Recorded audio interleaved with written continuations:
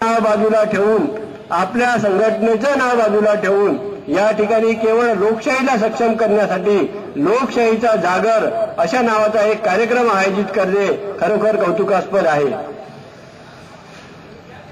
मित्रांनो, मी इथे आलेलो असताना आमच्या संघटनेचे, आमच्या पक्षाचे कार्यकर्ते मनीष भाऊ जेठारी यांनी अत्यंत गंभीर प्रश्न या ठिकाणी उपस्थित केलेला आहे. तुमच्या माहितीसाठी मी सांगतो, स्वतंत्र भारतामध्ये लोकशाहीचा जागर अशा प्रकारचा कार्यक्रम माझ्या हयातीत कुठेही झाल्याची माहिती मला माहिती नाही.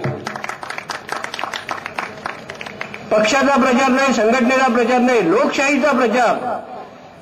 आजकाल कसं झालं आहे, लोकशाहीच्या विरोधात, राजकारणाच्या विरोधात बोलण्याची एक फॅशन आलेली आहे.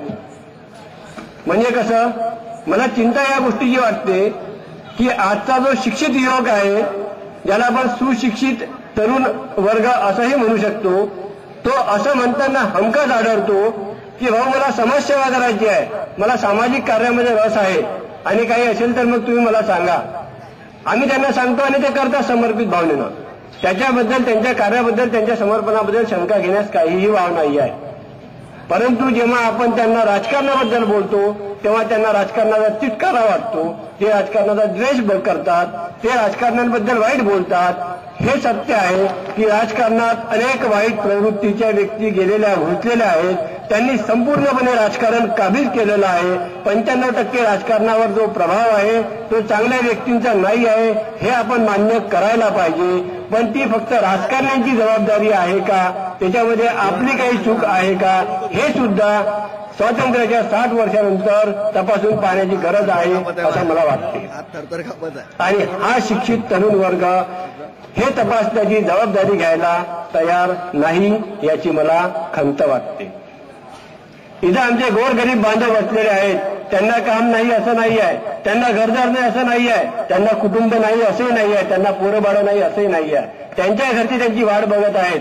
संख्येनं कमी का असून पण ते इथं आपला वेळ काढून बसलेले आहेत. लोकशाही टिकवण्याची जबाबदारी फक्त यांचीच आहे का, तुमची, आमची, ओऱ्यातल्या इतर नागरिकांची नाही आहे का, हा सुद्धा विचार करण्याची आता वेळ आलेली आहे. आणि म्हणून मनीष जेठानी यांनी जो प्रश्न उपस्थित केला, या देशामध्ये आजच्या घडीला 40 कोटी लोक दारिद्र्य रेषेच्या खाली जगतात आणि 60 कोटीच्या जवळपास लोक जे आहेत ते लोअर मिडल क्लास म्हणजे मध्यम वर्गामध्ये जगतात. म्हणजे आपण त्यांनाही महागाईमुळे गरीबच म्हणू शकतो. 100 कोटी लोक गरीब किंवा दारिद्र्य रेषेखाली असलेले एकूण या देशामध्ये आहेत. आणि जर तुम्ही राजकारणात बघत असाल तर तिथं कोणी लखपती सुद्धा आता दिसत नाही, तिथं सगळे करोडपती आणि अरबोपती दिसतात. तर मग आपण असं म्हणावं का, मनीष जेठानींनी जो प्रश्न उपस्थित केला की या 100 कोटी गोरगरीब लोकांचा राजकारणात जाण्याचा हक्क नाही आहे का, लोकशाहीमध्ये आपलं अस्तित्व ठेवण्याचा त्यांना हक्क नाही आहे का, अशा प्रकारची लोकशाही डॉक्टर बाबासाहेब आंबेडकर यांना अपेक्षित होती का.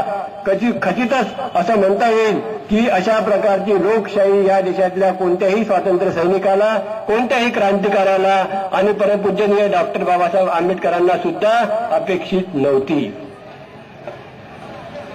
पण मग चुकलं कुठं, कारण की तुम्ही जसं समजता, तुम्ही आम्ही जसं समजतो तशासारखं लोकशाही एका झटक्यात तयार झालेली नाही आहे. आमच्या देशाचं संविधान एका झटक्यामध्ये तयार झालेलं नाही आहे. या संविधानाला शेकडो, हजारो वर्षाचा इतिहास आहे.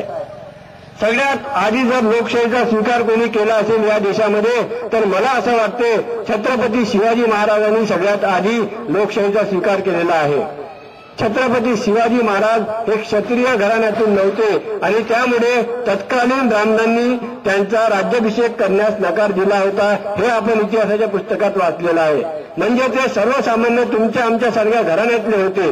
त्यांनी आपले सवंगडी, ज्यांना आपण मावडे म्हणतो, जसं आता रुपेश घागे आहेत, मनीष जेठानी आहेत आणि यांचे मावडे इथं हजर आहेत, असे त्यांचे मावडे जे होते त्यांना एकत्र घेऊन त्यांनी मोगलांच्या विरुद्ध लढा दिला आणि लढा दिल्यानंतर ते लढाई ते जिंकले.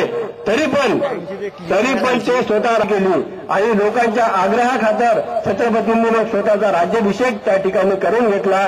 ते राजघराण्यातले नव्हते, लोकशाही मार्गाने ते राजे झाले. भले ते राजे झाले असतील निवडणुका नाही झाल्या, पण लोकशाही मार्गाने ते राजे झाले होते. आणि त्यामुळे जर तुम्ही आम्ही छत्रपती शिवाजी महाराजांना आपलं प्रेरणास्थान समजत असाल तर तुम्ही आम्ही लोकशाहीवर विश्वास ठेवलाच पाहिजे. छत्रपती शिवाजी महाराजांनी जे आपल्या राज्यामध्ये लागू केलं, त्यानंतर महात्मा फुल्यांनी तशा प्रकारची शिकवण लोकांना दिली, सावित्रीबाईंनी त्यासाठी जीवन समर्पित केलं. छत्रपती शाहू महाराजांनी ते सगळी धोरणं, ते आरक्षणाचं धोरण असो, बहुजनांना शिकवण्याचं धोरण असो, सर्वसामान्य माणसांना शिक्षण देण्याचं, आरोग्य देण्याचं धोरण असो, ते सगळं आपल्या राज्यामध्ये लागू केलं. आणि त्याच्यावरून अभ्यास करून परमपूजनीय डॉक्टर बाबासाहेब आंबेडकर यांनी आपलं संविधान लिहिलं. अनेक लोक म्हणतात की आपल्या संविधानामध्ये